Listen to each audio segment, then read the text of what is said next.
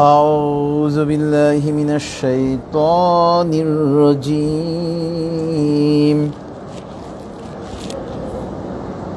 بسم الله الرحمن الرحيم. الحمد لله نستعينه ونستغفره ونعوذ بالله من شرور أنفسنا.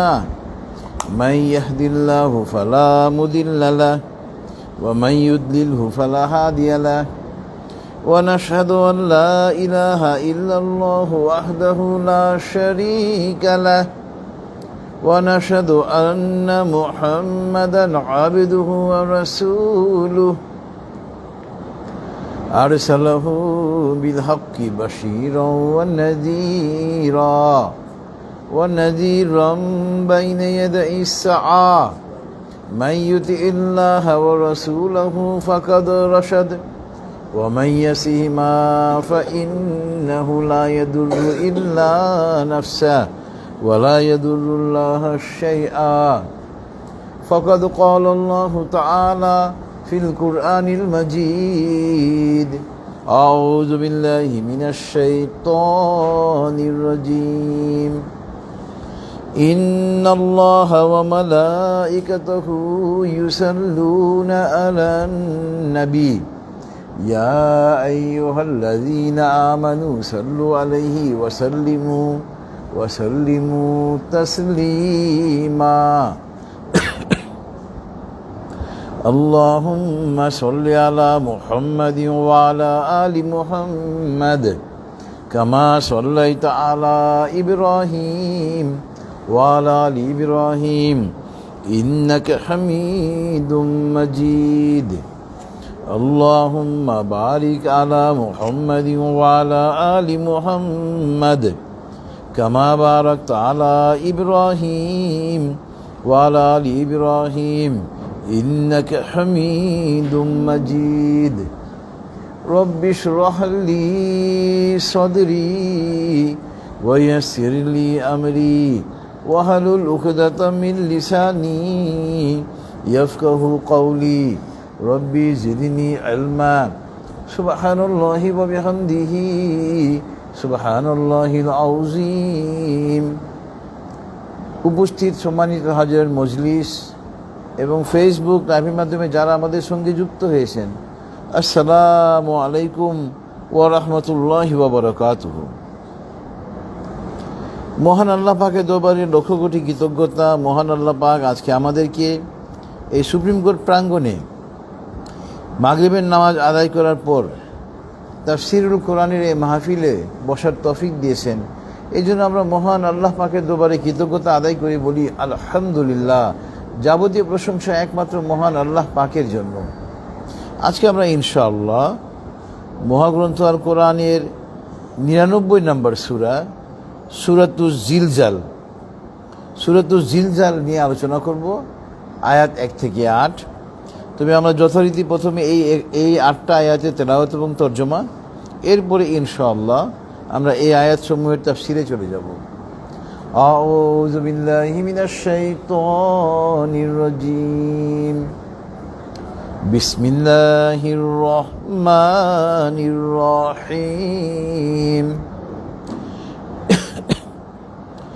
إذا زلزلت الأرض زلزالها وأخرجت الأرض أثقالها وقال الإنسان ما لها يومئذ تحدث أخبارها بأن ربك أوحى لها يومئذ يصدر الناس أشتاتا ليروا أعمالهم فمن يعمل مثقال ذرة خيرا يره ومن يعمل مثقال ذرة شرا يره.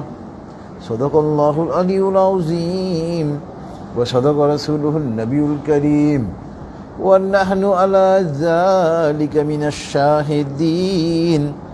سبحان الله وبحمده সুবহানাল্লাহিল আযীম। আল্লাহুম্মা সাল্লি আলা মুহাম্মাদিন আবদিকা ওয়া রাসূলিক। বিতাড়িত শয়তান থেকে মহান আল্লাহর কাছে আশ্রয় চাচ্ছি, পরম করুণাময় এবং অসীম দয়ালু আল্লাহর নামে শুরু করছি। ইযা জুলজিলাতিল আরদু জিলজালাহা, যখন পৃথিবী মহাকম্পনে প্রকম্পিত হবে। ওয়া আখরাজাতিল আরদু আথকালাহা, এবং জমিন তার মধ্যে যা কিছু আছে সমস্ত কিছু বের করে দিবে। ওয়া ক্বালাল ইনসানু মা লাহা, এবং মানুষ বলবে এই পৃথিবীর আজকে কি হয়েছে। ইয়াউমাইযিন তুহাদ্দিসু আখবারাহা, এবং পৃথিবী সেই দিন তার উপরে সংঘটিত ঘটনাসমূহ বর্ণনা করবে। বিআন্না রাব্বাকা আওহা লাহা, কেননা আপনার প্রভু তাকে এরূপ নির্দেশ দিবেন। ইয়াউমাইযি ইয়াসদুরুন নাসু আশতাতান লিয়ারাউ আমালাহুম, এবং সেদিন মানুষ আমলের ভিত্তিতে বিভক্ত হয়ে যাবে। ফামাইয়ামাল মিসকালা যাররাতিন খায়রান ইয়ারা, যে ব্যক্তি অনুপরিমাণ ভালো কাজ করবে তা সে দেখতে পাবে। ওয়া মাইয়ামাল মিসকালা যাররাতিন শাররান ইয়ারা, এবং যে ব্যক্তি অনুপরিমাণ মন্দ কাজ করবে, গুনাহের কাজ করবে, তাও সে দেখতে পাবে। মহান আল্লাহ সত্য বলেছেন এবং তার প্রেরিত নবী ও রাসূল সাল্লাল্লাহু আলাইহি ওয়াসাল্লাম সত্য বলেছেন, এবং আমরা সাক্ষীগণের অন্তর্ভুক্ত। মহাপবিত্র আল্লাহ, যাবতীয় প্রশংসা তার জন্য। মহাপবিত্র আল্লাহ, তিনি মহামহিমান্বিত। হে আল্লাহ, আপনি আপনার বান্দা এবং রসুল হযরত মুহাম্মদ সাল্লাল্লাহু আলাইহি ওয়াসাল্লামের উপর রহমত বর্ষণ করুন। এটা ছিল মহাগ্রন্থ আল কোরআনের 99 নম্বর সূরা, সূরাতুজ জিলজালের আয়াত 1 থেকে 8 তেলাওয়াত এবং তরজমা। জিলজাল মানে কম্পন, যেটা আমরা কয়েকদিন আগে ভূমিকম্প আমরা অনুভব করেছি। কয়েকদিন আগে আমরা বাংলাদেশ, বিশেষ করে ঢাকা, এই ভূমিকম্প ঢাকায় অনুভূত হয়েছে ভূমিকম্প, এবং একাধিকবার হয়েছে একদিনেই। মানুষ আতঙ্কিত হয়েছে। দেখেন, মহাগ্রন্থ আল কোরআন যে একটা সত্য কিতাব, এটা সত্য গ্রন্থ, ইসলাম যে একটা সঠিক ধর্ম, এটা আমরা পদে পদে প্রমাণ পাই। পৃথিবীর আর কোনো ধর্মের গ্রন্থে কি এই ভূমিকম্পের কথা বলা আছে? নাই। এই মহাগ্রন্থ আল কোরআন হলো আমাদের ব্যক্তি জীবন, পারিবারিক জীবন, সামাজিক জীবন তথা রাষ্ট্রীয় জীবনের চালিকা শক্তি। আমাদের জীবনের এমন কোনো দিক নেই, এমন কোনো ক্ষেত্র নেই যে দিক বা ক্ষেত্র সম্পর্কে মহাগ্রন্থ আল কোরআনের নির্দেশনা নেই। আল্লাহ পাক এই পৃথিবীকে সৃষ্টি করেছেন, কিন্তু একসময় এই পৃথিবী কি হবে? ধ্বংস হবে। পৃথিবী ধ্বংসপ্রাপ্ত হয়ে যাবে, এবং পৃথিবী ধ্বংসপ্রাপ্ত হবে কিভাবে? তার একটা নমুনা হলো ভূমিকম্প। কম্পনের মাধ্যমে পৃথিবী ধ্বংস হবে। এবং আপনারা দেখেন, এই আজকের তাফসীরের সঙ্গে যে প্রাসঙ্গিক প্রথম আয়াত, সূরাতুল আরাফের আয়াত নম্বর 91, সূরাতুল আরাফের আয়াত নম্বর 91 মহান আল্লাহ পাক বলতেছেন, ফাআখাযাতহুমুর রাজফাতু ফাআসবাহু ফি দারিহিম জাসিমিন। হযরত শুআয়ব আলাইহিস সালামের বংশ সম্পর্কে, কওম সম্পর্কে আল্লাহ পাক এই আয়াতে কারিমা নাজিল করেছেন। আপনার সূরাতুল আরাফ আয়াত নম্বর 91। আপনার হযরত শুআয়ব আলাইহিস সালামের কওম, তাদের একটা দোষ ছিল, অনেক বড় দোষ ছিল, যেটা আমাদের সমাজে কিন্তু এখন এভেলেবল। মাপে কম দেওয়া। হযরত শুআয়ব আলাইহিস সালামের কওম মাপে, ওজনে কম দিত। হযরত শুআয়ব আলাইহিস সালাম তাদেরকে নানাভাবে বোঝানোর চেষ্টা করেছিলেন যে তোমরা মাপে কম দিও না, তোমরা মনে করতেছো মাপে কম দিয়ে তোমরা লাভবান হচ্ছ, কিন্তু আমি কিন্তু দেখতে পাচ্ছি তোমরা আযাব দ্বারা পরিবেষ্টিত। কিন্তু তারা তাদের নবীর নির্দেশনা মানে নাই। পরে আল্লাহ পাক কি করলেন? এই হযরত শুআয়ব আলাইহিস সালামের কওমকে ধ্বংস করে দেন এই ভূমিকম্পনের মাধ্যমে। ফাআখাযাতহুমুর রাজফাতু, আল্লাহ পাক তাদেরকে পাকড়াও করলেন ভূমিকম্পনের মাধ্যমে। ফাআসবাহু ফি দারিহিম জাসিমিন, তারা রাতে শুয়েছিল ঘরের মধ্যে, কিন্তু ভূমিকম্পনের মধ্যে তাদেরকে আল্লাহ পাক ধ্বংস করে দিলেন এবং তাদেরকে সকালবেলা পাওয়া গেল তারা তাদের নিজেদের ঘরে মুখ থুবড়ে পড়ে আছে। নাউজুবিল্লাহি মিন যালিক। দেখেন, এই দুনিয়া ধ্বংস করা আল্লাহ পাকের জন্য মানে ক্ষণিকের বিষয়। এই যে ঢাকা শহরে কয়েকদিন আগে ভূমিকম্প হলো, আর একটু যদি রিক্টার স্কেলে একটু বেশি হতো, পুরো ঢাকা শহর গুড়িয়ে যেত। আল্লাহ পাক আমাদেরকে হেফাজত করুন এই বিপদ থেকে। আপনার ভূমিকম্প এটা একটা বিপদ, এটা কিন্তু এটা সিগন্যাল। আল্লাহ পাক সংকেত দেন মানুষকে। এই যে দেখেন, হযরত শুআয়ব আলাইহিস সালামের কওমকে আল্লাহ পাক ধ্বংস করেছিলেন কারণ তারা ওজনে কম দিত। এখন আমাদের সমাজে দেখেন, চারদিকে শুধু অবিচার, অন্যায়, কে কাকে কিভাবে প্রতারিত করবে, কে কাকে কিভাবে ঠকাবে, আমাদের মধ্যে প্রতিযোগিতা চলছে। আমাদের জীবনের সর্বক্ষেত্রে আমরা দেখতেছি যে সবাই একে অপরকে ঠকানোর জন্য উঠে পড়ে লেগেছে। ওজন কম দেওয়া মানে একটা ধরলো আপনার পণ্যের মধ্যে ওজন কম দেওয়া, কিন্তু আপনি একজন স্বামী, আপনি যদি স্ত্রীকে তার অধিকার থেকে বঞ্চিত করেন, আপনি এই অপরাধ করতেছেন। আপনি পিতা আপনার সন্তানদেরকে যদি তাদের প্রাপ্য অধিকার থেকে বঞ্চিত করতেছেন, আপনিও এই ওজনে কম দেওয়ার শামিল। অর্থাৎ আমরা যদি আমাদের নিজেদের উপরে অর্পিত দায়িত্ব যথাযথভাবে পালন না করি, তাহলে আমরাও কিন্তু এই অপরাধের অন্তর্ভুক্ত হয়ে যাব, যেভাবে অন্তর্ভুক্ত হয়েছিল হযরত শুআয়ব আলাইহিস সালামের কওম। এবং তাদের এই অপরাধের জন্য আল্লাহ পাক তাদেরকে ভূমিকম্পর মাধ্যমে তাদেরকে ধ্বংস করে দিয়েছিলেন। এবং এই কথাটা মহান আল্লাহ পাক সূরাতুল আরাফ হলো মহাগ্রন্থ আল কোরআনের 7 নম্বর সূরা। সূরাতুল আরাফের আয়াত নম্বর 91 আল্লাহ পাক বলেছেন। এই আয়াত নম্বর 91 আমরা পাবো পারা নম্বর 9 নম্বর পারায় আমরা এই আয়াতটা পাবো। ফাআখাযাতহুমুর রাজফাতু ফাআসবাহু ফি দারিহিম জাসিমিন, আল্লাহ পাক তাদেরকে পাকড়াও করলেন ভূমিকম্পের মাধ্যমে। এবং ভূমিকম্পের মাধ্যমে যখন আল্লাহ পাক তাদেরকে পাকড়াও করলেন, সকালবেলা তাদেরকে পাওয়া গেল নিজেদের ঘর বাড়িতে তারা মুখ থুবড়ে উপুর হয়ে পড়ে আসে। নাউজুবিল্লাহি মিন যালিক। আল্লাহ পাক আমাদের এই বিপদ থেকে রক্ষা করুন। এবং আমাদের ঢাকা শহরেও তো এই আমাদের পুরনো ঢাকাতেই একজন মিটফোর্ড মেডিকেল কলেজের ছাত্র মারা গেল, তার মাও নাকি মারা গিয়েছে শুনলাম, আরও কয়েকজন মারা গিয়েছে না? তো দেখেন হঠাৎ করে একটা বিপদ, কিভাবে বিপদ এসে গেল। হ্যাঁ, তো দেখেন কয়েকজন মারা গেল। আর সবচেয়ে হলো বেদনাদায়ক হলো যে ঢাকা মিটফোর্ড মেডিকেল কলেজের ছাত্র, 2য় বর্ষের ছাত্র রাফি নামে একজন ছাত্র মারা গেল। আহারে। এবার দেখেন, আজকে তাফসীরের সঙ্গে প্রাসঙ্গিক আগের আয়াত ছিল সূরাতুল আরাফের আয়াত নম্বর 91, আর এখন প্রাসঙ্গিক আয়াত হলো সূরাতুল হজের আয়াত নম্বর 1। সূরাতুল হজের আয়াত নম্বর 1-এ মহান আল্লাহ পাক বলতেছেন, ইয়া আইয়ুহান নাসুত্তাকু রাব্বাকুম ইন্না জালজালাতাস সাআতি শাইউন আযীম। ইয়া আইয়ুহান নাস, হে ঈমানদারগণ, হে মানব সম্প্রদায়, তোমরা তোমাদের প্রভুকে ভয় করো। নিশ্চয়ই এই যে কম্পন, ভূমিকম্প, এটা হবে আপনার কিয়ামতের দিন হবে এই ভূমিকম্প। আল্লাহু আকবার।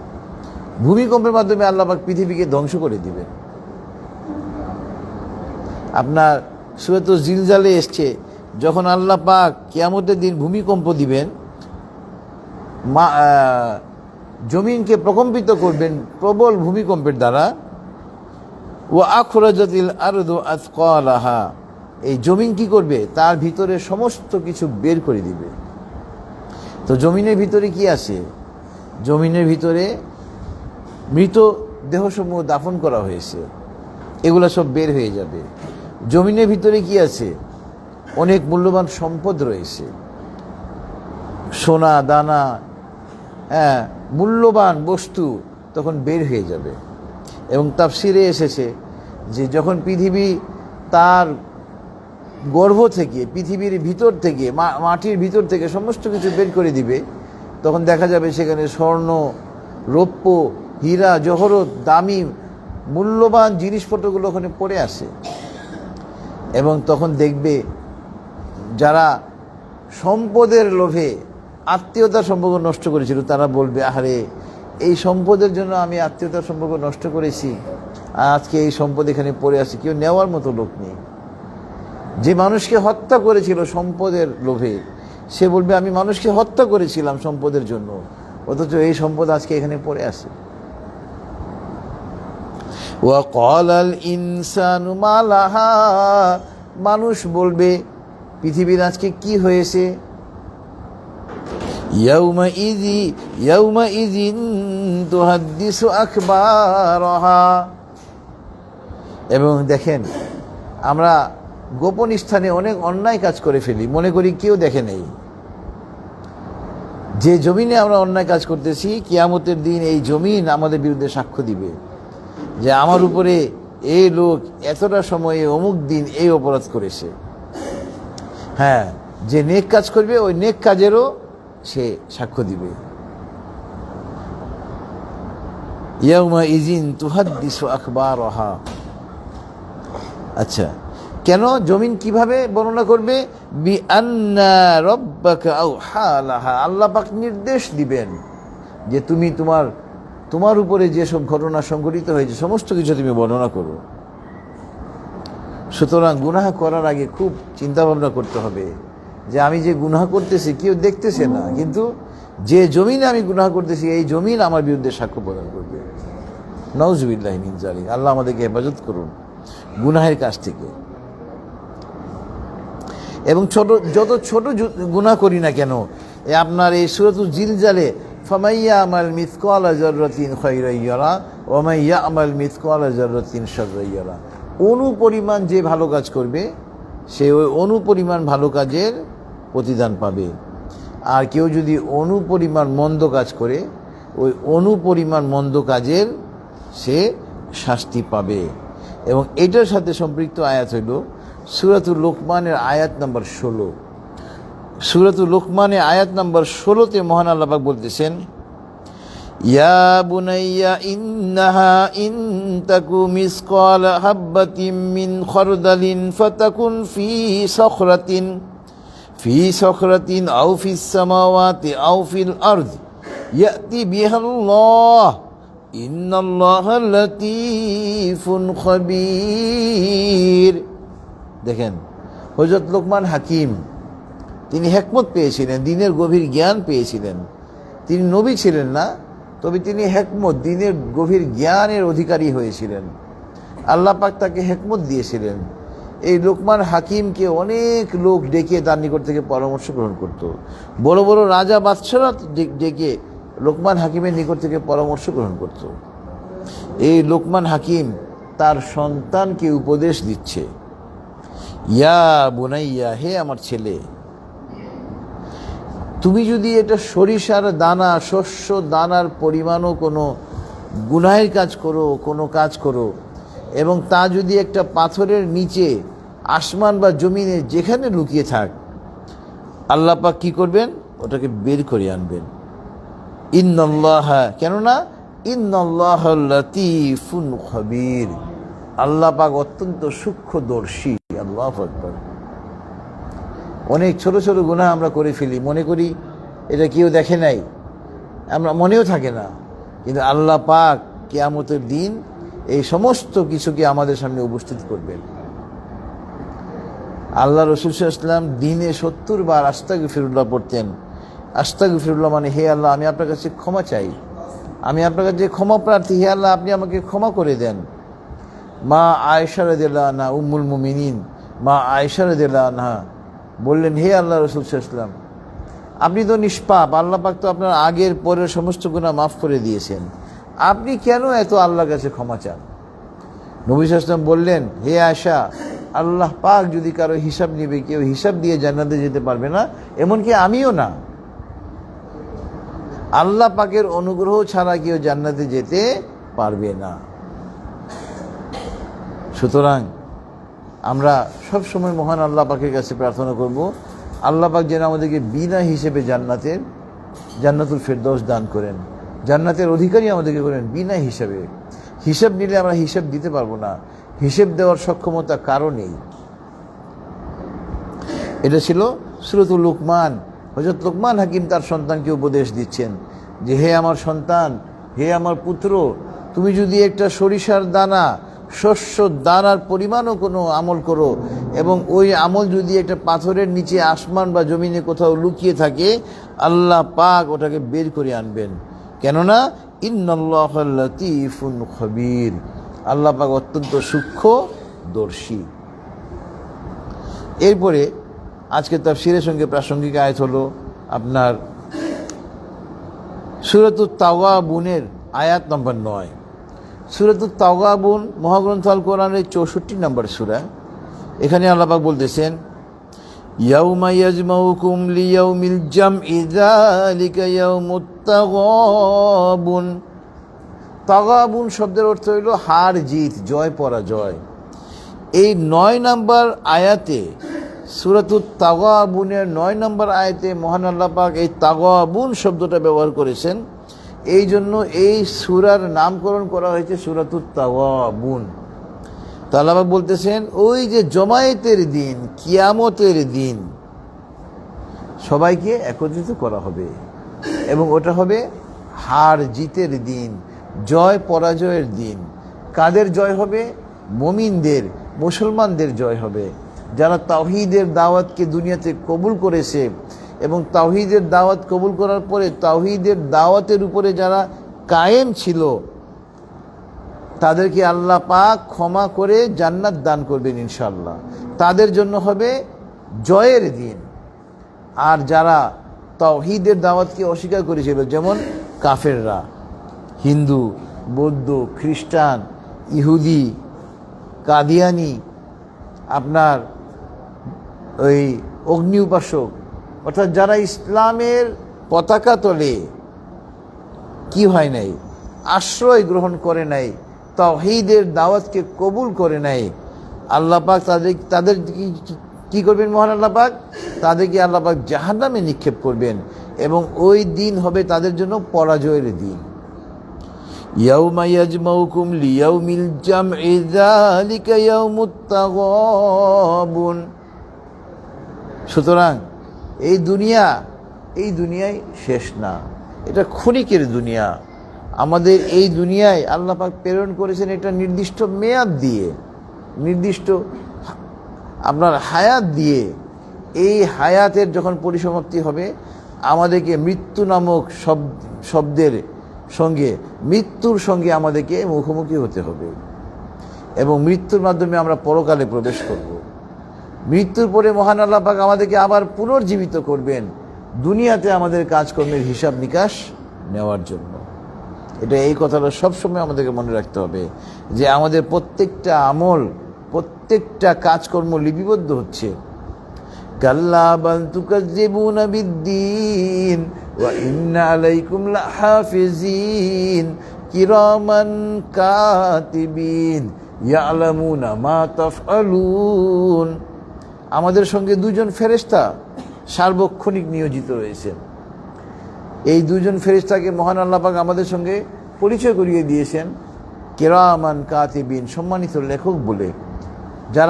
যারা যে ফেরেশতা আমাদের ডান দিকে আছেন, আমাদের নেক আমলগুলো যিনি কি করতেছেন, লিপিবদ্ধ করতেছেন, তাকে মহান আল্লাহ পাক কিরামান কাতিবিন, সম্মানিত লেখক বলে আমাদের সঙ্গে পরিচয় করিয়ে দিয়েছেন। ইনি আমাদের ডান দিকের ফেরেশতা, আমাদের নেক আমলগুলো লিপিবদ্ধ করেন, আর আমাদের গুনাহসমূহকে লিপিবদ্ধ করেন আমাদের বাম দিকের ফেরেশতা। তাকেও আল্লাহ পাক আমাদের সঙ্গে কিরামান কাতিবিন, সম্মানিত লেখক বলে আমাদের সঙ্গে পরিচয় করিয়ে দিয়েছেন।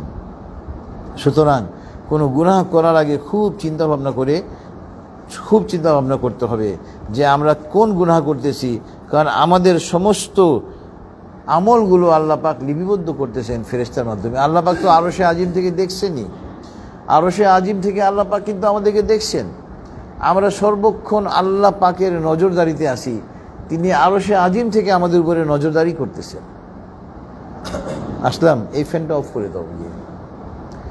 তো আপনার আল্লাহ পাক আরশে আজিম থেকে দেখছেন, দুইজন ফেরেশতা, তুমি বসো, যাক, দুইজন ফেরেশতা আমাদের আমলগুলো কি করতেছেন, লিপিবদ্ধ করতেছেন।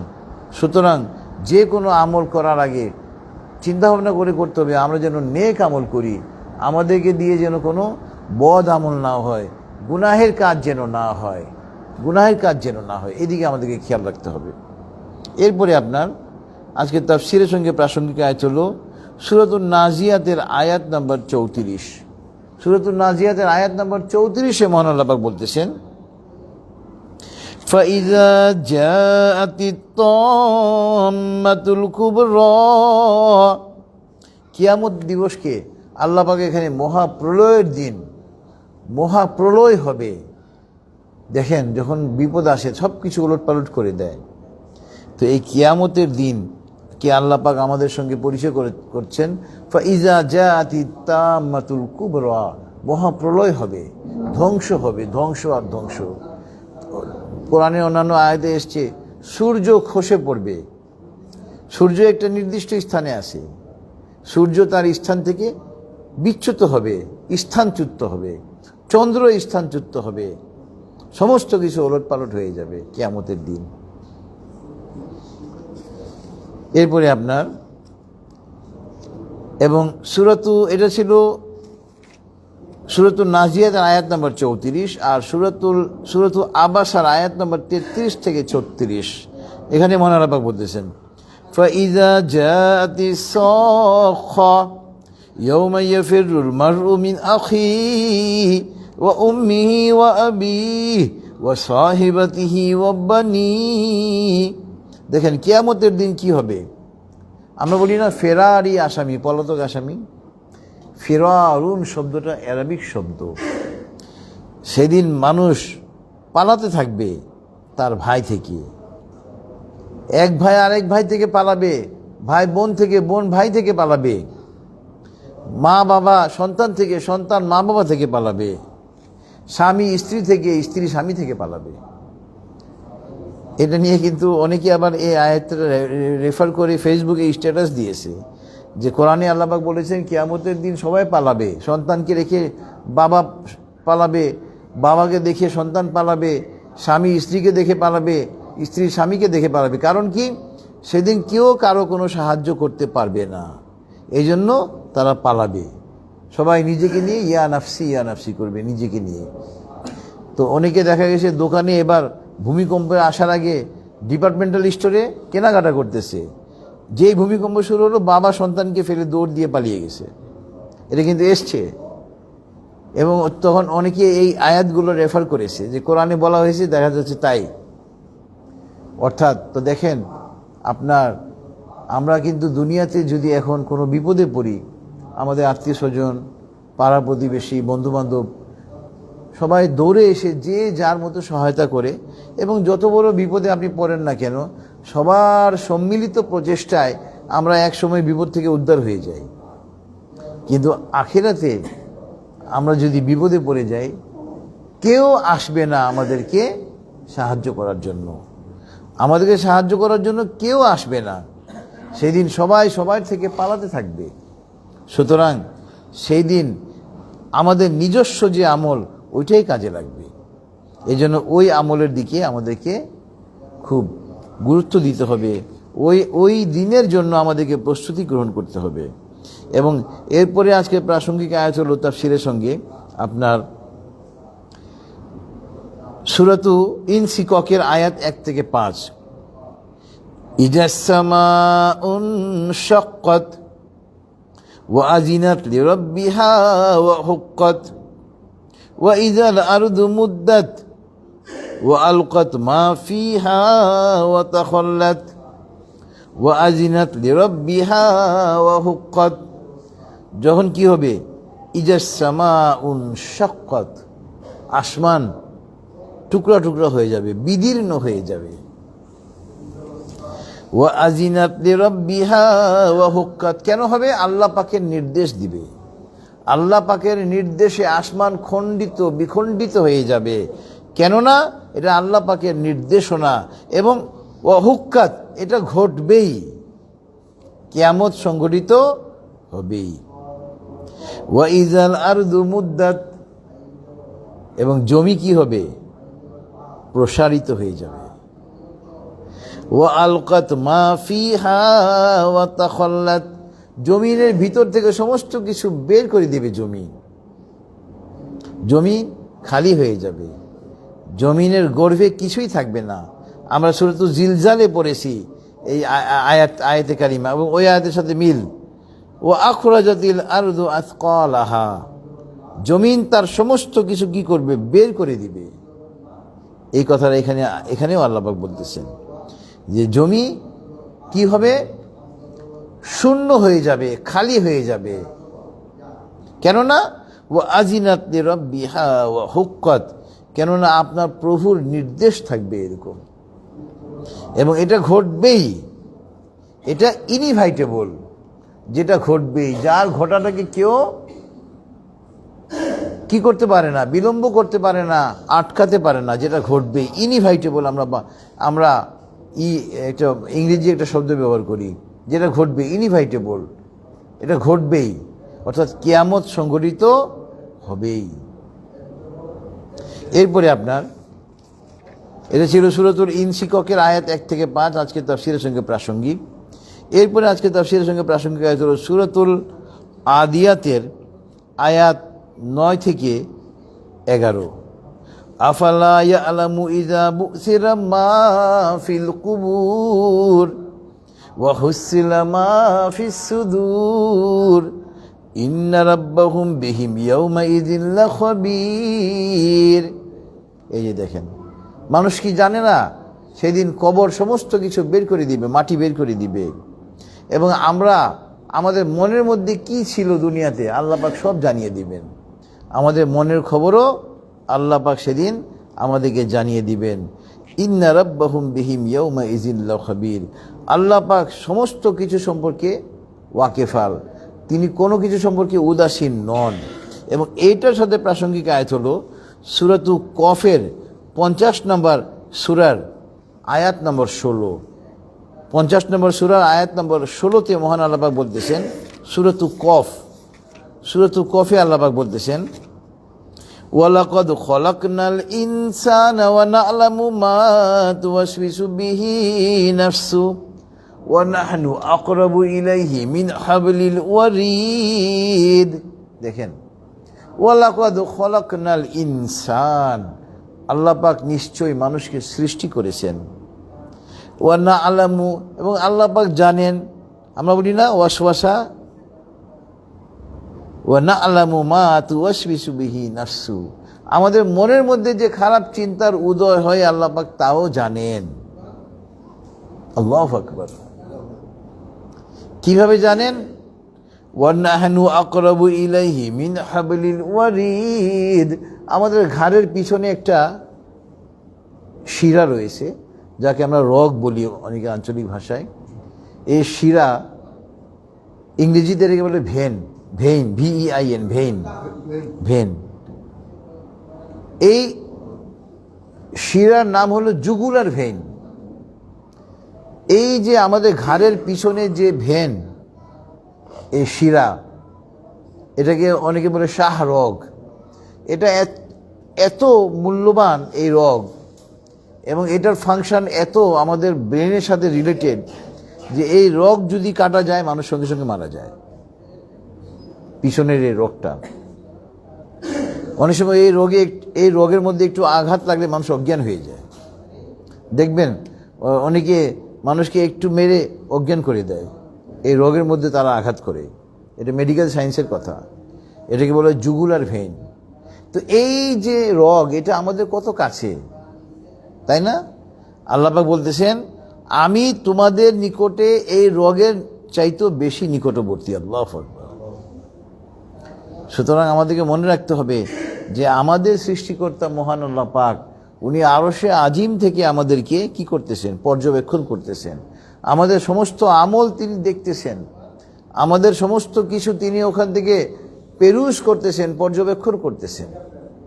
সুতরাং আমরা তো গুনাহ করার পরের কথা, মন্দ চিন্তা ভাবনাও যদি আনি ওটাও আল্লাহ পাক জেনে যান।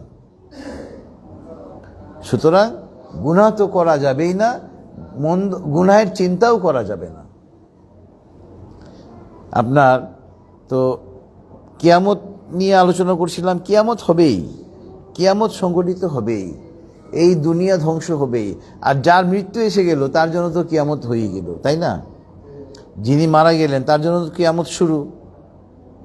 সুতরাং ওই দিবস, যে দিবসে কেউ কাউকে কোনো সহায়তা করতে পারবে না, একমাত্র আল্লাহ পাক ছাড়া কেউ কারো সাহায্যকারী হতে পারবে না।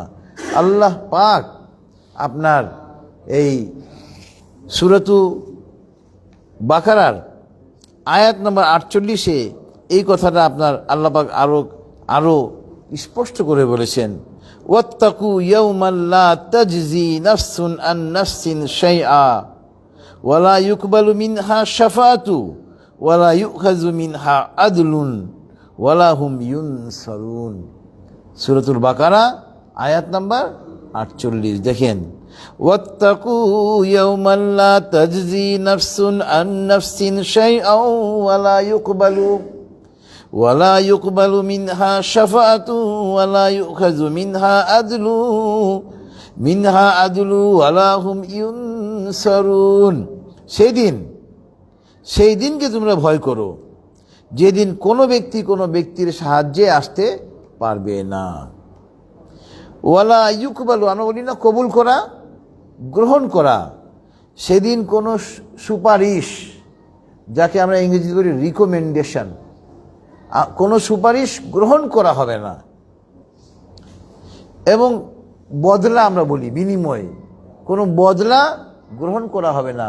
যেমন ধরেন আপনার যদি ইসলামী খিলাফত এই দেশে কায়েম হয়, ইসলামী রাষ্ট্রের নিয়ম আছে, আপনি একটা হত্যাকাণ্ড যদি ঘটিয়ে দেন এবং ঘটানোর পরে যদি যাকে আপনি হত্যা করেছেন তার পরিবারকে যদি আপনি ক্ষতিপূরণ দিতে চান আর তার পরিবার যদি ক্ষতিপূরণ নিতে চায়, তাহলে কিন্তু আপনাকে ক্ষমা করে দেওয়া হবে ওই বদলা গ্রহণ করে।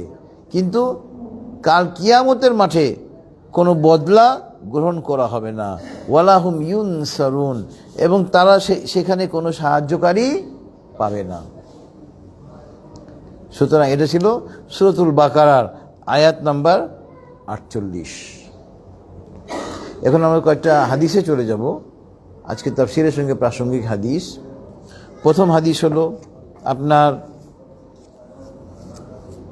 সূরাতু জিলজাল নিয়ে আলোচনা করেছি, মহাগ্রন্থ আল কোরআনের 99 নম্বর সূরা, ওই সূরার উপরে এই হাদিসটা।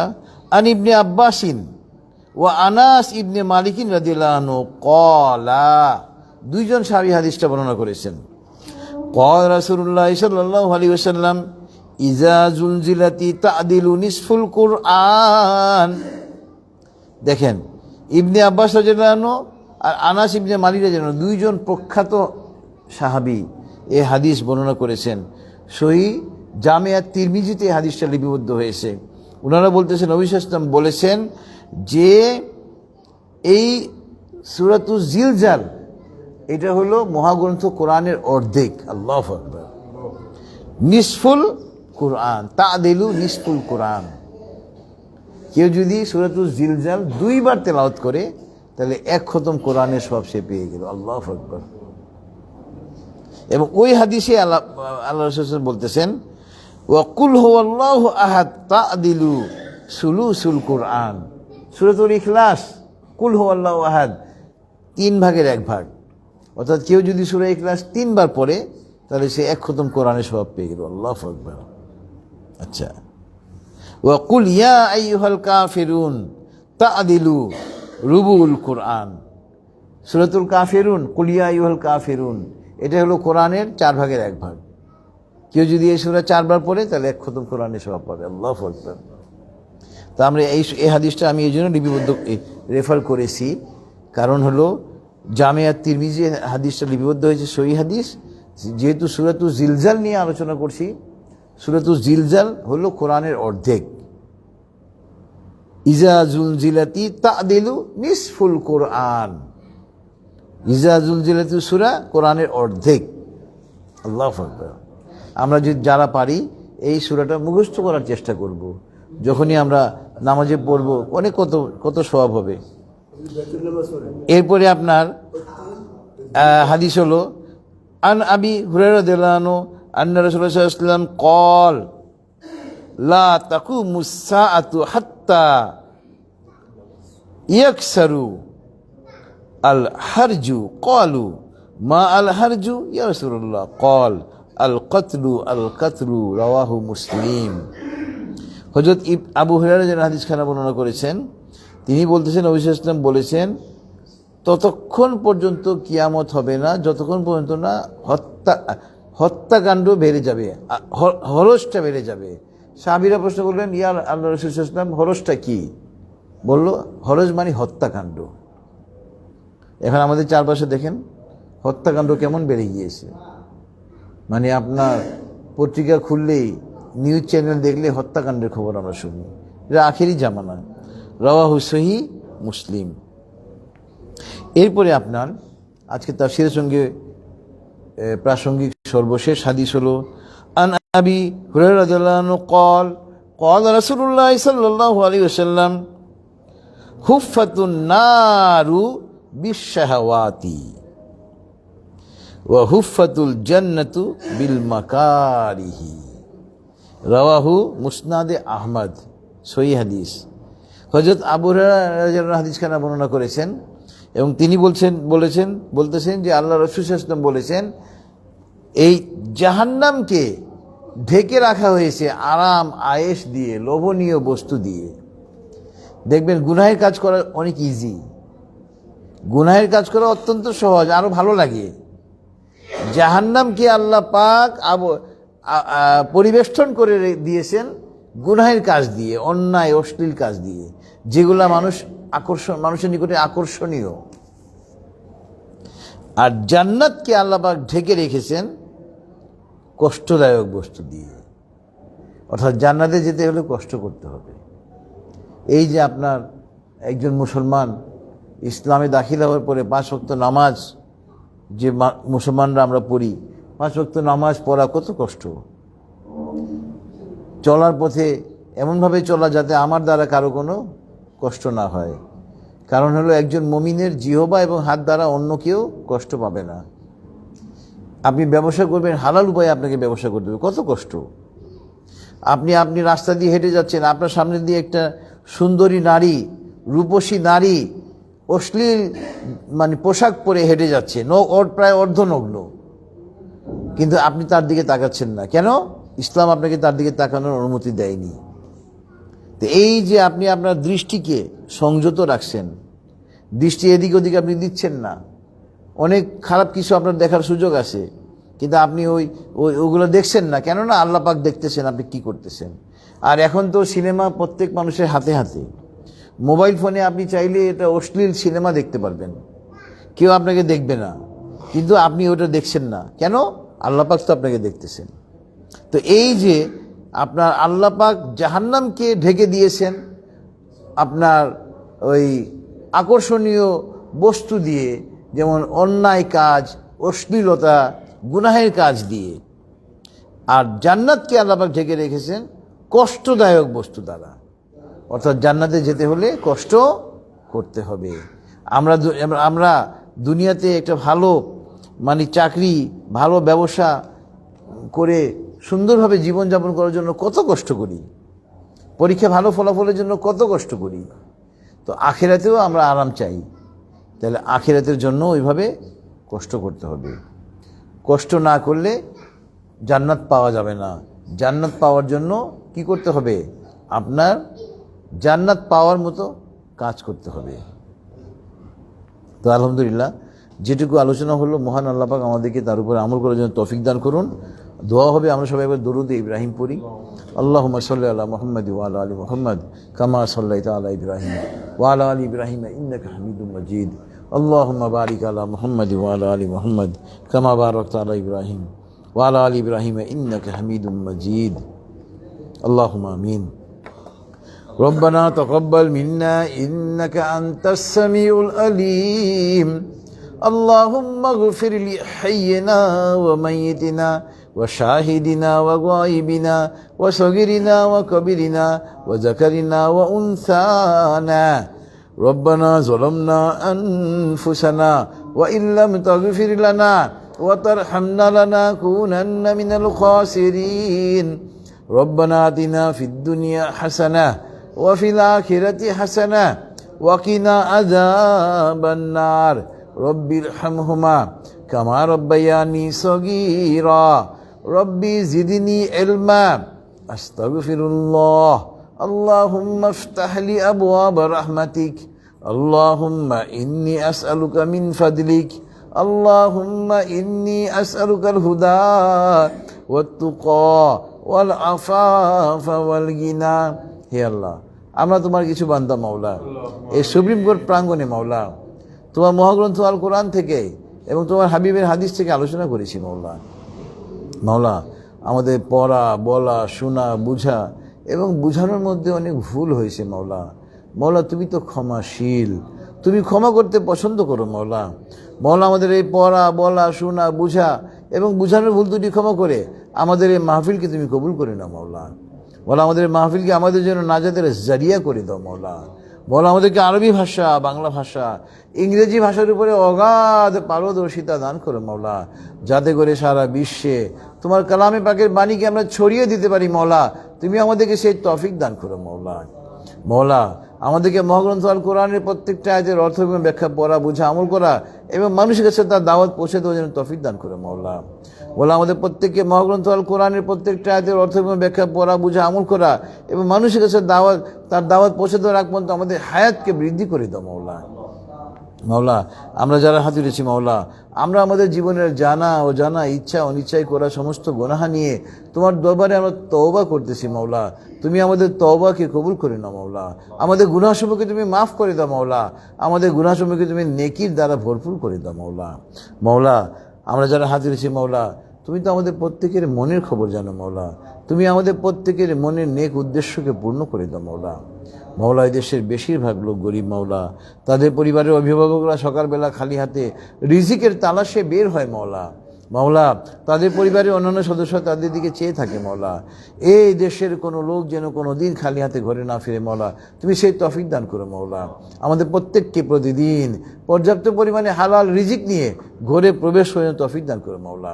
মাওলা তুমি তো মুখাপেক্ষী মাওলা আমরা কেবল তোমার মুখাপেক্ষী মাওলা তুমি ছাড়া পৃথিবীর কোনো ব্যক্তির কাছে কোনো সংস্থার কাছে আমাদের মুখাপেক্ষী করো না মাওলা আমাদের সকল নেক হাজত তুমি গাইবী সাহায্যে পূর্ণ করে দাও মাওলা মাওলা Bangladesh Bharat Pakistan Syria Lebanon Iran Iraq Afghanistan ফিলিস্তিন আফ্রিকা সারা বিশ্বের মুসলমানরা যেখানে কাফের এবং মুনাফিকদের সাথে দ্বন্দ্বে লিপ্ত আছে মাওলা মাওলা তুমি আসমান থেকে ফেরেশতা অবতীর্ণ করে মাওলা মুসলমানদেরকে সহায়তা করো মাওলা মুসলমানদেরকে চূড়ান্ত বিজয় দান করো মাওলা কাফের এবং মুনাফিককে তুমি চূড়ান্তভাবে পরাজিত করো মাওলা মাওলা মাওলা আমরা আমাদের এই প্রিয় বাংলাদেশ মাওলা আমরা প্রায় এখানে ৯৫% লোক মুসলমান মাওলা অথচ এখনো পর্যন্ত আমাদের দেশে ইসলামী খিলাফত কায়েম হয়নি মাওলা মাওলা আমাদের এই প্রিয় বাংলাদেশে তুমি ইসলামী খিলাফত কায়েম করেই দাও মাওলা মাওলা ইসলামী খিলাফত তুমি কায়েম করেই দাও মাওলা যাতে করে আমরা ইসলামী খিলাফত দেখে যেতে পারি মাওলা তুমি সেই তৌফিক আমাদেরকে দান করো মাওলা মাওলা আমাদের দেশের স্বাধীনতাকে তুমি রক্ষা করো মাওলা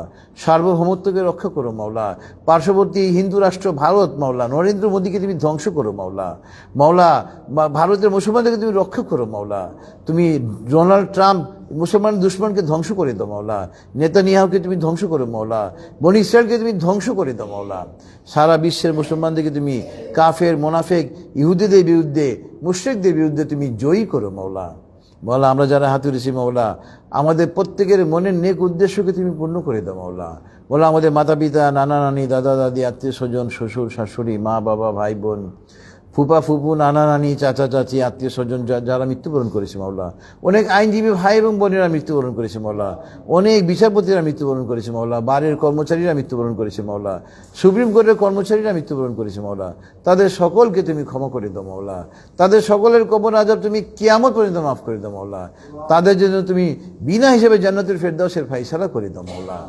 মাওলা, তোমার হাবিব তোমার কাছে যে সমস্ত কল্যাণ চাইতেন, আমরাও তোমার কাছে ওই সমস্ত কল্যাণ চাই। তোমার হাবিব তোমার কাছে যে সমস্ত অকল্যাণ থেকে পানা চাইতেন, আমরাও ওই সমস্ত অকল্যাণ থেকে তোমার কাছে পানা চাই মাওলা। সর্বোপরি মাওলা, মহাগ্রন্থ আল কোরআনের উসিলায় মাওলা আমাদের দোয়াকে তুমি কবুল করে নাও মাওলা। ওয়াসাল্লাল্লাহু তাআলা আলা খাইরি খালকিহি মুহাম্মাদি ওয়া আলা আলিহি ওয়া আসহাবিহি আজমাইন। সুবহানা রাব্বিকা রাব্বিল ইজ্জাতি আম্মা ইয়াসিফুন ওয়া সালামুন আলাল মুরসালিন ওয়ালহামদুলিল্লাহি রাব্বিল আলামিন। আসসালামু আলাইকুম ওয়া রাহমাতুল্লাহ।